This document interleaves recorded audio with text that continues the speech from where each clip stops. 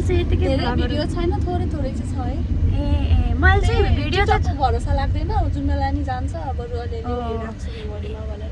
यस्तो के मेमोरी हुन्छ नि, मैले सर्ट्सहरू चाहिँ धेरै बनाएर हुन्छु तर के अरे भिडियो एकदम कम, किनकि भिडियोलाई एडिट गर्नुपर्छ नि त। मेरोमा कति धेरै भ्लग छ, लामो लामो भ्लग छ, पुरा एडिट चाहिँ मैले गर्दिने हो, तिमीले फलो गर। Okay okay. हामी अमेरिकामा बसेर कतिवटा भ्लग बनाएको छ कि 2, 4, 5 वटा जति बनाएको छ।